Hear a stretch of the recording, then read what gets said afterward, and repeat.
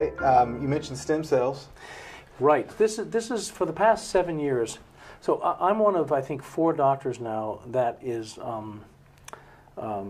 qualified to teach insulin potentiated chemotherapy, IPT.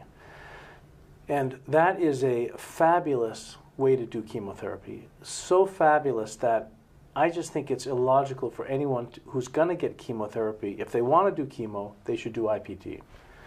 Couple quick reasons, and this might be included in other people discussing it, but you have to know that when you give insulin, it shifts the cancer cells to what's called the S phase, or the synthesis phase, or the active phase, and that's the only phase that chemotherapy can be effective.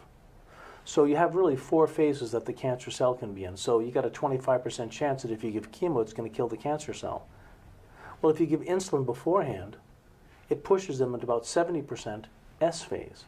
So now you've got almost a 3 out of 4 chance to kill cancer cells. Well, if you're going to give chemo, let's kill the cancer cells. Right. Just giving a little insulin pushes the cells into the vulnerable phase. The second thing I like about insulin potentiated chemotherapy is that when you give the insulin, it makes the cell membranes not only more permeable to chemotherapy selectively compared to your other healthy cells, but it also inhibits the cancer cell from kicking out the toxic chemotherapy.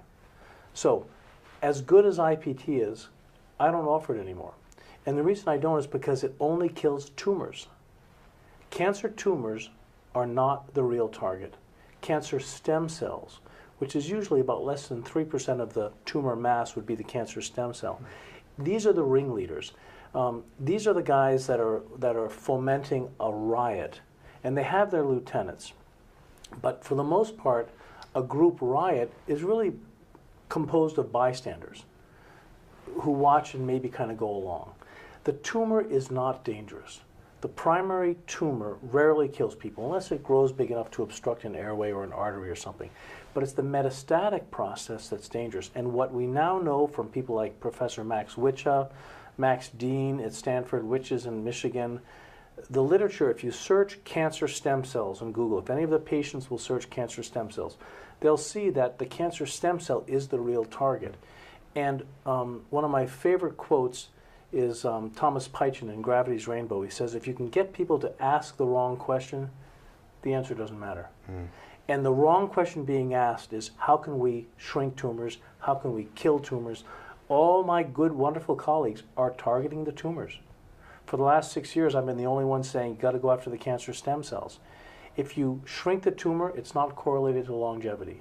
If you attack the tumor effectively, it will, as injured tissue, secrete an inflammatory cytokine to recruit uncommitted stem cells from the mesenchyme to migrate to the injured tissue, the cancer, which was attacked by the chemo. Now here come these stem cells to the attacked tumor, injured tissue, and they're saying, here we come. By the way, what would you like us to become? And they become a tumor.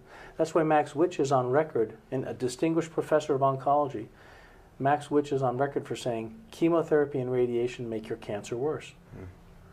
But you can't just stop a gazillion-dollar industry in its tracks and have everyone say to their patients, sorry, no chemo today. You know, our gurus have told us not. Until they can start making money on an anti-inflammatory, which is what they're working on now, because the anti-inflammatory will stop the recruitment of the cancer, of the stem cells which become cancer stem cells.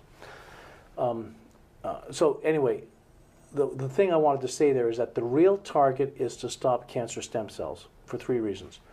Only they metastasize. Tumor cells don't metastasize. The cancer stem cell metastasizes. The cancer stem cells are resistant to chemo and radiation. So you can do what you want with chemo and radiation. You're not targeting the real villain, the real culprit. And the third thing is that if you don't address the cancer stem cells, your cancer's coming back. Because those are the ones that can recreate a cancer. But nobody's targeting them. So I say to my patients, if you're going to see your oncologist, ask him or her, what are you going to do to help me be healthy while you kill my tumor? And because that's all they can do. The current oncologists are only killing tumors and patients, but they're not killing cancer stem cells.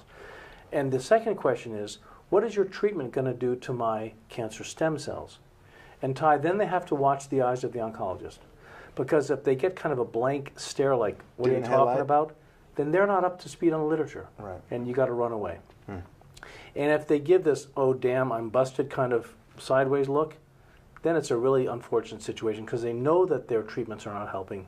They're just using the patient as a renewable resource, which is tragic. It is. So cancer stem cells need to be addressed. And currently, the only way to do that is anti-inflammatories.